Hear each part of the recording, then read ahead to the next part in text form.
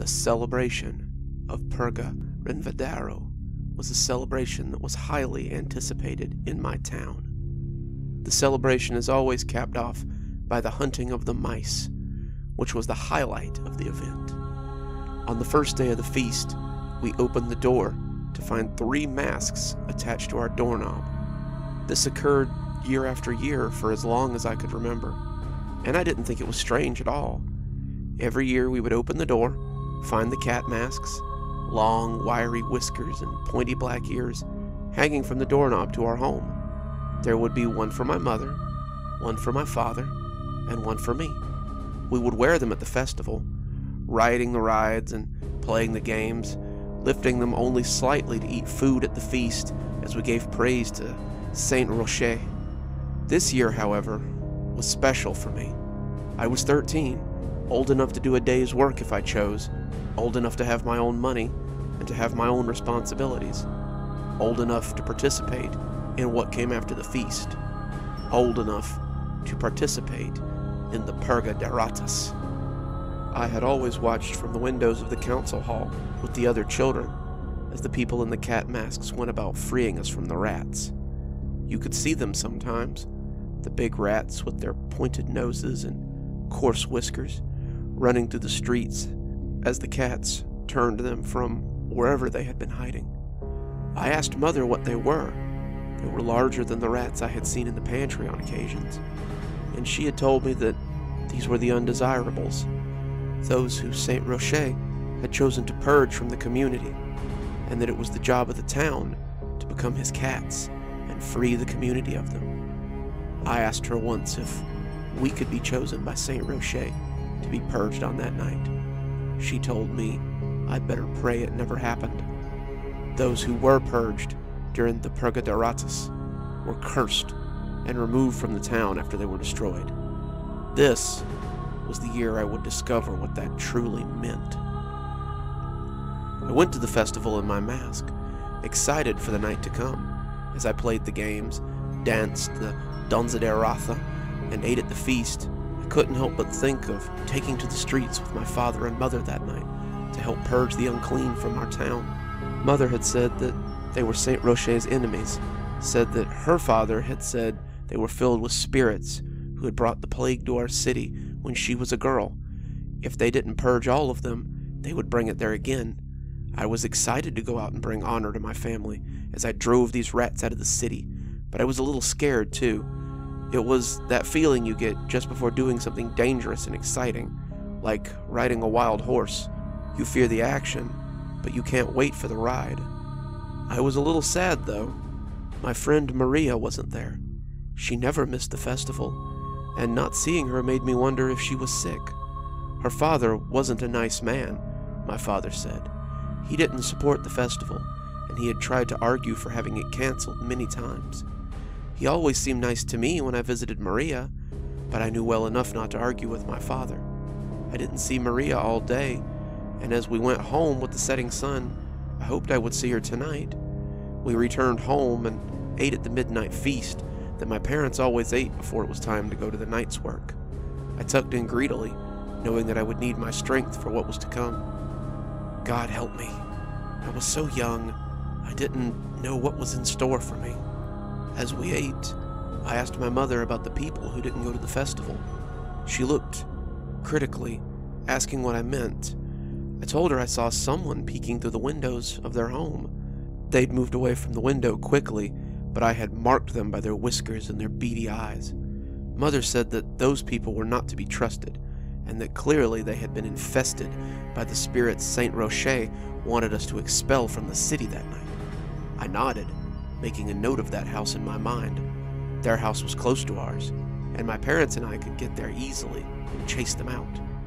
When the deep thrum of the midnight bell tolled, Father donned his mask and led us to the kitchen. There would be no need to take me to the chapel for safekeeping that night. He handed each of us a knife from the knife block, saving the sharpest knife for me. It was a long, curved fillet knife, and he told me not to be afraid to swing it hard. These aren't people anymore, and we must expunge the plague from the city. I nodded, not understanding entirely, but I soon would. We left the house and I took them to the house I had seen earlier, seeing the other cats as they moved through the city. They were moving in clusters, groups of 5 or 10, and soon we would be taken into the Clouder easily. The other cats around me were a comfortable weight, all of them people I knew, though I didn't know that I knew them. They followed us as we went, letting us lead them to the rats. The lights were off when we approached, the house dark and the windows shuttered. I figured this would be the time that we would scare the mice out of their holes. I'd seen my kitten, Georgette, scare mice out of their holes before. She would pretend to be interested in one hole, and then when the mice would poke their heads out of the other hole and come hesitantly out, she would dash at them and scare them out of the house. She would run them and run them. Her little kitten energy was boundless, until Mother finally saw them, swept them out with her broom, crying, "Purga De Rata," as she swept them from our house. But we were no kittens, it seems, and this city did not hunt like that. The stone made me jump when it crashed through the window. The window shattered inward, and I heard someone shriek. We had scared the rats, and now they would come running out. But this was also how kittens hunted. Several of the cats, the ones with clubs as well as knives, cleared the glass out of the window and climbed through easily. The shrieks from inside were undoubtedly more human than mouse-like, but when the door burst open, one of the rats ran for it, just like the rats at home. No broom came out to sweep him away. The Clouder fell on him, and I saw his hands come up to reach as the knives came down. I stopped as I saw what they were doing, feeling a little sick, as I saw the blood leaking from the rat. He was bigger than I had expected, bigger than me, and he twitched as he lay there. I took a step back, not really wanting to get close, but my mother pushed me forward as her hands stopped my retreat. I looked back into her cat mask and saw her gentle eyes as she pushed me again. "Go on, honey. Get a cut in." I stepped forward, some of my excitement dulled by fear, and saw the gurgling rat looking up at me as it bled onto the cobbles. Its black eyes stared at me, and it coughed wetly, though its lips didn't move. I held my knife in a shaky hand, preparing to strike, when the rat suddenly reached out for me, locking its hand around my ankles. My fear gripped me, and I suddenly stabbed out with the knife. I stabbed the rat again and again and again, closing my eyes as I stabbed his arm, his back, his neck. The hand went limp as he flopped onto the cobbles. The Clouder cheered, and we were off again. We ran, drunk off our own power, and found a pair of rats in the street as they dodged another group. They were cutting down an alley as we came upon them, but they looked up at our group as it came close. One of them took off down the alley, but the other just stood there, frozen in terror, as the Clouder fell on her. She screamed as we stabbed her, but I broke off to pursue the other one as they finished stabbing and beating her. I didn't want her to get away, and my blood was up. I'd be lying if I said I didn't want one of the rats for myself, too. I ran after her, leaving the others behind, and found her just as she hit the wall of the alley. She turned, seeing me, and started looking around fitfully. I could almost taste her fear as I closed in, knife at the ready. I, too, would purge my town of rats. "Please," she begged, and her words gave me pause. She was speaking. Did rats speak? None of the rats I'd ever seen spoke. Of course, none of the rats I had ever seen were big either. The speaking rat made me falter for a moment, and she took full advantage of this as she tried to reason with me. Please don't hurt me. I'll give you whatever you want. I just don't want to die." I heard the Clouder coming up behind me, yelling as they came, and their presence gave me strength. I ran forward, and I shoved the knife at her, the blade sinking into her abdomen as she tried to back away. As it went in, I yelled, "Purga De Rata," and I could see her dress starting to redden as her hands gripped the knife. She cut her fingers, and she fell to her knees as the Clouder came into the alley with a shout of mirth. I pulled the knife out and ran to my father. He pulled me into his arms and whispered, "You're a natural." At that moment, I was so proud. My family was doing something special, and we were united. Sometimes it almost felt like we lived on our own, only seeing each other for dinner. But now we were doing something we could all enjoy, and I couldn't wait till next year. I didn't have the slightest idea what I was doing. but I would soon find out. I followed the clouder, growing bolder as we went, until we came to the next house. They pounded on the door, yelling for the rats to come out and face their fate. Everyone else was waiting expectantly, waiting for the door to open so they could charge the house and kill these rats. I was confused, though. There must have been a mistake. This couldn't be the rats' house. They were looking for rocks to break the window, but I just shook my head and felt my confusion mount. This couldn't be the right house. This was Maria's house. The door opened suddenly, and Maria's father stepped out onto the stoop. He wasn't wearing a mask. His face was set in a stoic cast, and he raised his rifle and pointed it at the mob. Some of them backed away, but most of them only seemed to take more pleasure from his presence. They mumbled to themselves, gripping their knives and preparing to charge. Maria's father cast his gaze around at them, his eyes falling on me for a moment before sliding away. "I'm not wearing that damn mask. This whole celebration is an abomination. If you mean to take my family, then you can come and try. I'll take a few of you with me. Just remember, which of you will be wearing a rat mask next year?" I backed away from the clouder, slowly, my knife hitting the cobbles. No one noticed the metallic sound, or the scream that followed it as the rifle blammed loudly. One of the cats had charged him, thinking he wouldn't shoot, and now he lay bleeding on his doorstep. The gun went off again a moment later, but I didn't see who had been killed that time. I was running, head down, my mask forgotten, as I turned from the carnage that I now understood was not a magic festival or a fight for our town from giant rats. We were killing our friends, our neighbors, and I would never understand why. I ran as the tears streamed down my face, and I didn't stop running until the sounds of rats and cats were behind me. I ran until the woods enveloped me, the lush fairy tale woods that seemed to surround our home. The trees whipped at me, the roots pulled at me, and I just kept running. I ran from the horror, from the chaos, and I didn't stop until the ground went out from under me. Suddenly I was tumbling, I was rolling down something, and I put my hands up to my face to protect myself. I was so confused, so frightened, and when I hit my head on something, my vision got very blurry. I kept rolling, struggling to maintain my consciousness. I was slapping against the bushes and banging against small rocks, and when I finally came to a rest, I felt warm, solid ground beneath me. When the lights engulfed me, leaving me in a warm circle, I passed out. I woke up in a hospital.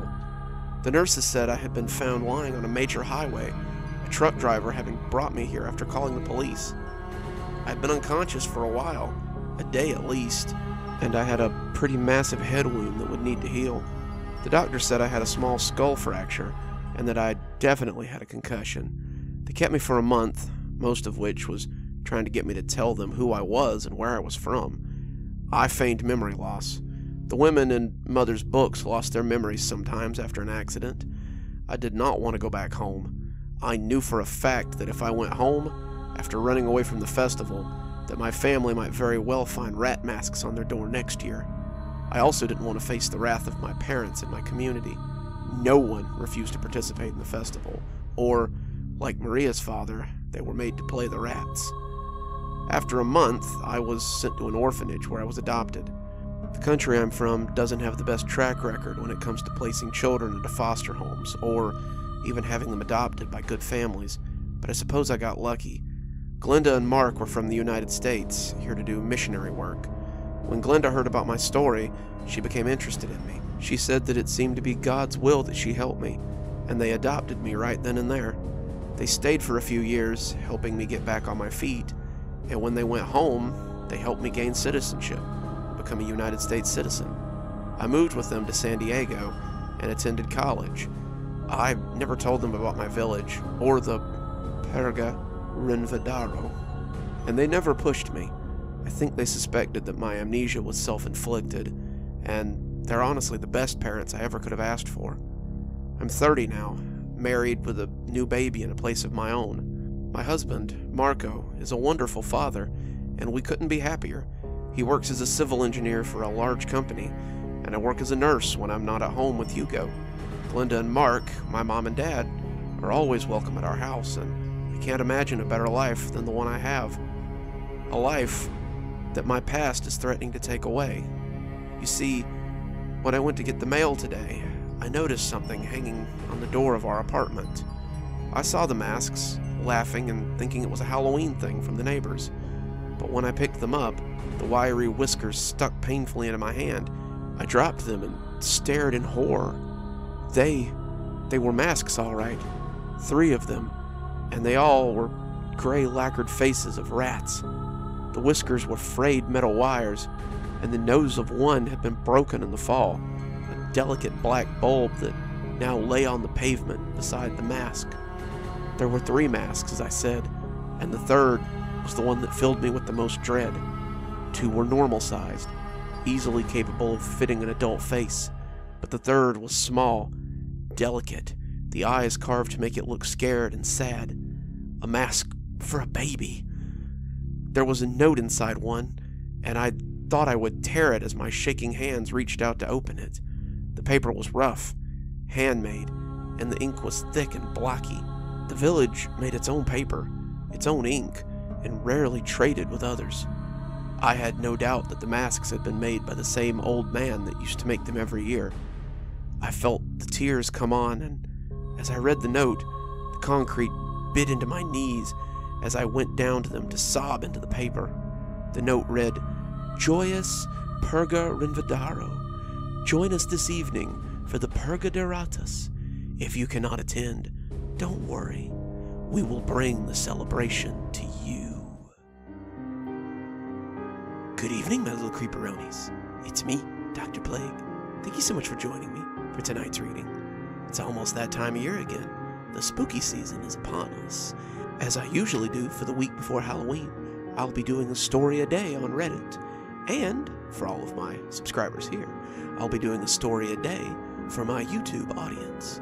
So, you can look forward to 7 videos in 7 days, or 7 stories in 7 days if you follow me on Reddit as well. So, I hope you guys are looking forward to that and the upcoming Halloween season. Oh, looks like it's time to thank my patrons again. Thanks to Leslie Lou Riddle for being our Spooky Skeleton tier contributor on Patreon. Thanks, Leslie. Couldn't do it without you. This time of year, wouldn't you like to be a Spooky Skeleton tier contributor? It's only $5 over on Patreon. Come on down and have your name read out at the end of every episode. And as always, thanks for stopping by. Dr. Plague, signing off. Have a wonderful evening.